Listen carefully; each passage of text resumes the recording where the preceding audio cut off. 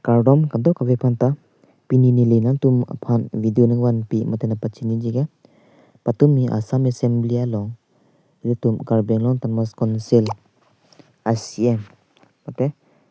Dr. Toleram rong ha alang le Assembly along karbeng long lepen di mahoso akari mate akemang article 244A labang solam alang li Assam Assembly long jumisen pen lam ningjedon lo la song bong penang an atum ke churudun lo misen lo pang selo stame nili towe isi video upload do nang tum damra lang ignot opposition party tum ke kitia ta misen lo churu lo pugning jedun delo ison mai soni pudun vek po nili ke po thek lo no nili ada Facebook dam lo jo la so posters me thek long lo alang li jumisen pelam thanon lo seme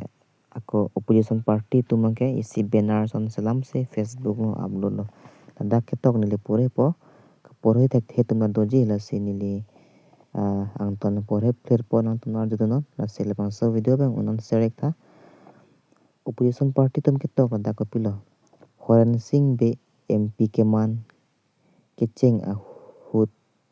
si hemprek alam ningje chok Son thak thak Omar Singh Tisu ta MP keman kicheng a hut si ningje dun chok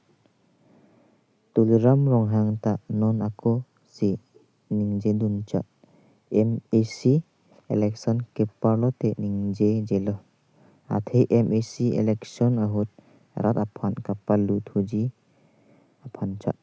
hemprek alam ningje dun lokke ako BJP aphan nang bahai thuno pu election campaign damji aphan chak jo la son se opposition party tumke rat aphan kapaklang thu la senilien pen kamatha abang ke la son abang ke tum pudun det si ke mejima pu athe hemprek alam sme alang li ning jedun lo assembly long chapaklang lo Chukedam tang MLA la Norsing rong ha Rupsing Teron